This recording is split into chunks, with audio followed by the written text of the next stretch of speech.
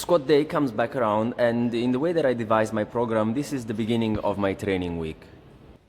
As I've been tweaking things around over the last couple of weeks or so, today I will mark it as the official quote-unquote starting day for the newer program. And not too many things have really changed. I've just been adding a few isolation movements here and there.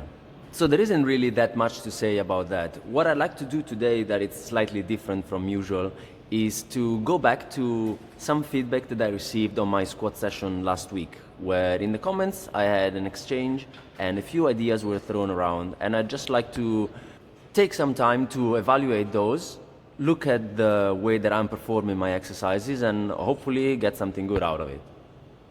So the key points that I'd like to look over are the following. During the squat coming up, one should not lock out the knees. They should always go slowly and with perfect form. That means no bouncing, basically. They should keep their scapulae retracted at all times, and the back should be more upright, not to compensate on their way up. And as a last one, he noticed that my stance was a bit too wide, and he started seeing my knees buckling.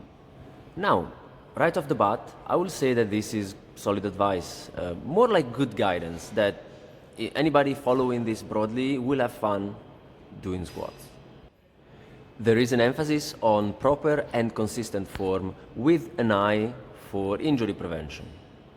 And I too agree with all those principles and try to implement them in all of my repetitions and all my sets. Where I think the disagreement lies is in the definitions that we apply to these concepts. There is a bit of a gap, a little divide in between the way a concept exists and the way that one interiorizes it and applies it to their own training. To make an example out of some of the feedback that I was given, just to keep it practical, the way that I believe this person understands knee buckling is probably not exactly overlapping with the way that I see knee buckling myself. When I look at my squats, yes, there may be a tiny movement of the knee inwards as I initiate the upwards movement, the concentric. But buckling, in my idea, is when there is a collapse of the knee and a failure of stabilizing the movement going up. And at that point, there is a bit of a chain reaction, because a failure in one of the links of the chain then translates upwards. So if the knee buckles, then the hips and the back collapse also, because there isn't stabilization and something else has to work to try and re-establish that. So if someone looks at this dynamic in reverse, if there is no back collapsing, if there is no hip and knees destabilization, therefore a little movement is probably not indicative of a failure at a technical level. And one also needs to consider that each rep can be looked at individually, but all reps are part of a set, unless of course someone is doing singles.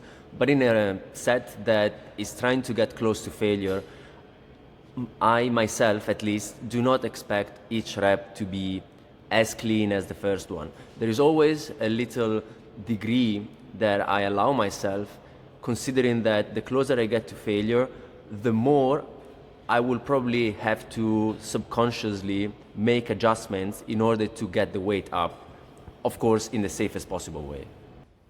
So I do accept a range of slight technical variation if that is what allows the movement to be performed in a sustainable and also consistent way. Because if I am always doing the same adjustments, I do then interiorize them, and they become part of the way that I execute my squats. And this goes really back to the fact that, generally speaking, yes, there is an ideal squat form that everyone really tries to strive towards over their training experience. And there is also reality, and each one's anthropometrics are slightly different. I could cite myself as the example. I do have slightly longer thighs and shin bones relative to the length of my torso.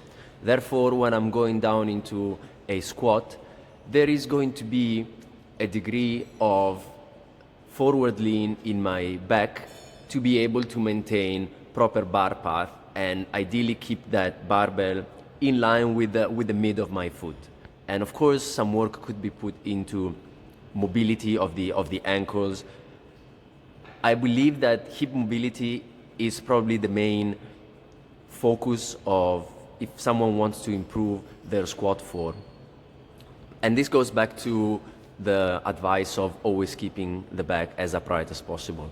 I agree with that, but is that as possible that makes the difference? There is no set in stone angle that everyone should have in order for them to execute a reasonable squat. So long as the back stays neutral and there is no collapse, there is no leaning forward, there is no early hip rise and squat morning, then everyone is probably squatting in the way that is more congenial to the way that they are built. And of course, back stability is paramount to a successful squat, and it's not only the low back, but the upper back as well. So yes, generally speaking, advice to retract the scapulae usually translates into engaging the upper back and prevent that from rounding as someone goes up into the concentric. Where I don't think this advice really applies is because I am performing front squats.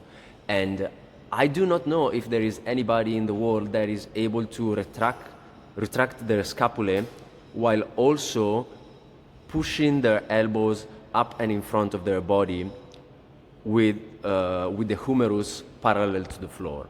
I do not think that this is the way that is mechanically possible. The scapulae are meant to retract and protract given the task at hand. So in a back squat, I do agree. Retracted scapulae are probably a good cue to keep the upper back engaged and prevent it from collapsing if there is a failure at any point in the chain. But in the front squat, I wouldn't really see that as a point of criticism, at least in this context here. In terms of bouncing, I do understand that there is a bit of risk involved into relying too much on the stretch reflex, dive bombing the squat, but there also should be a little leniency in looking at a degree of stretch reflex as something that aids the repetition in coming up. And there are different variations. If one wants to perform pose squats, then of course that is a perfectly viable thing to do. But what's important is that we understand that the way that we perform the exercises, provided there is no clear and evident technical failure, it's probably the way that we have learned how to perform the movement. And if that has served us well so far, then we should probably stick to it. Ciao.